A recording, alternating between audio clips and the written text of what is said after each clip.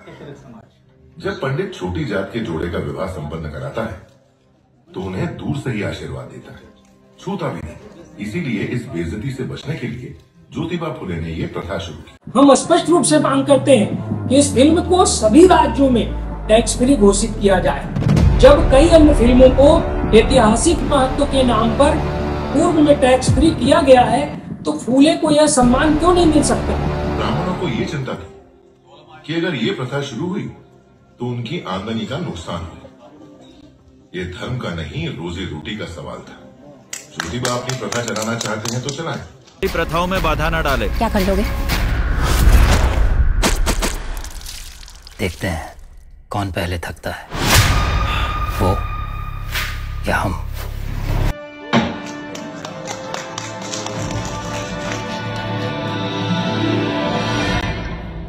संयम से काम लें।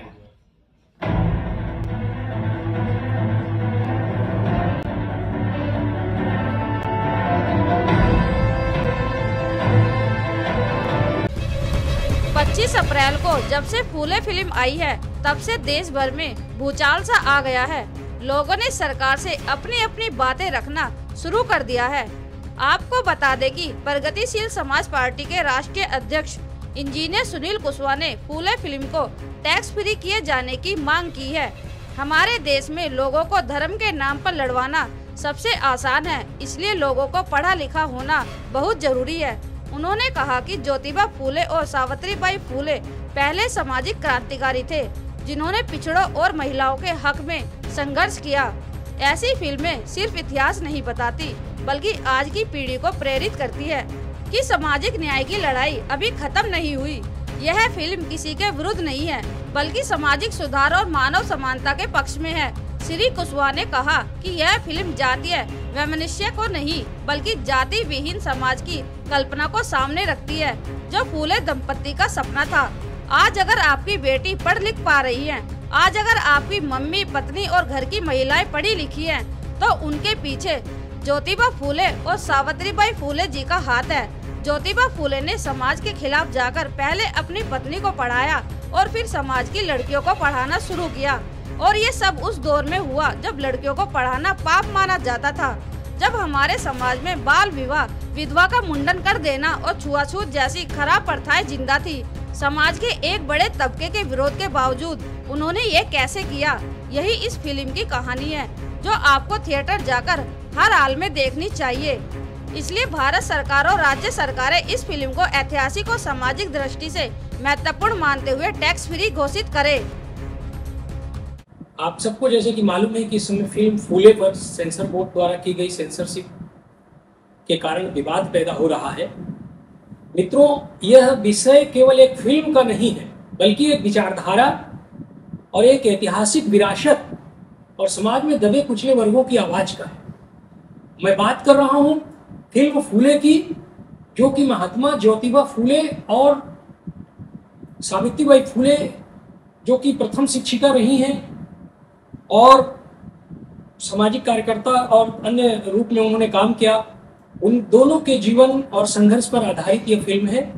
यह फिल्म केवल एक सिनेमाई प्रस्तुति नहीं है बल्कि भारत के सामाजिक परिवर्तन की नींव रखने वाले दो महान व्यक्तियों का जीवन दर्शन है।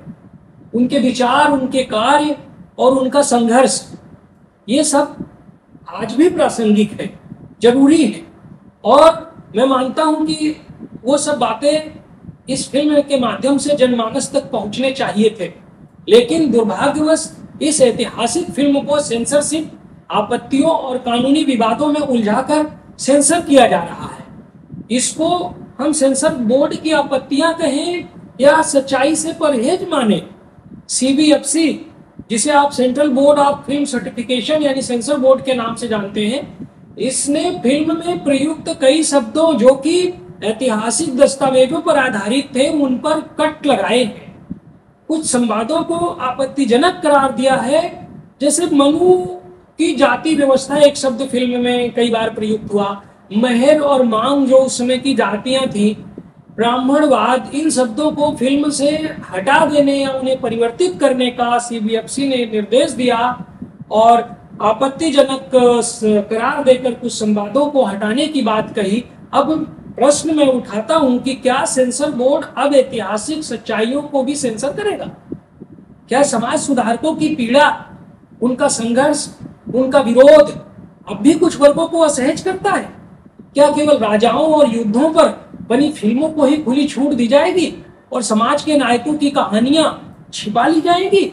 सेंसर बोर्ड से हमारा सवाल उठता है, क्या आप आखिर किससे डरते हैं?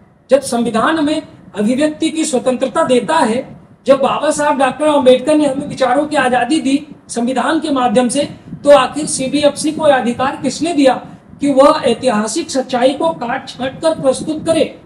कुछ संगठनों ने और सामाजिक समूहों ने यह आरोप लगाया कि फिल्म विशेष समुदाय के विरुद्ध है, परंतु सच तो यह है कि यह फिल्म किसी के विरुद्ध नहीं है, बल्कि सामाजिक सुधार और मानव समानता के पक्ष में है।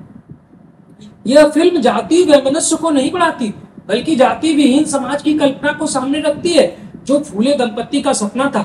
हम पूछना चाहते हैं, क्या हमारे देश में अब भी जातिगत सच और कहने और दिखाने पर रोक है? अगर कोई फिल्म ऐतिहासिक शोषण को दिखाती है तो वह आपत्तिजनक कैसे हो सकता है?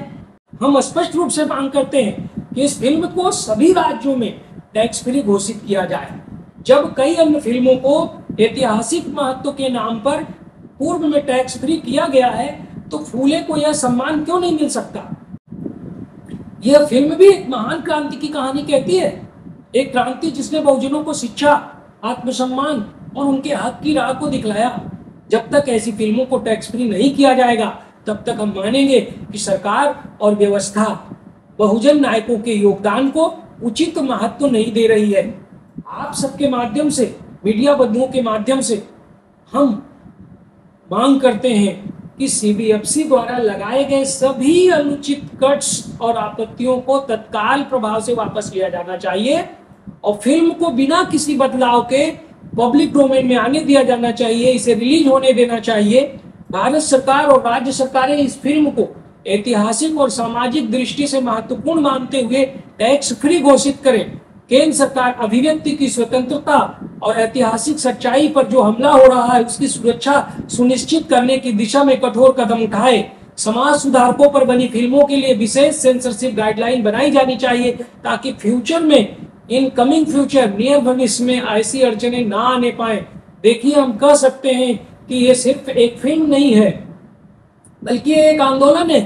महात्मा फूले और सावित्रीबाई फूले ने जो अलख जगाई थी, वह आज भी जल रही है। ये फिल्म उसी मसाल को अगली पीढ़ी तक ले जाने का माध्यम है।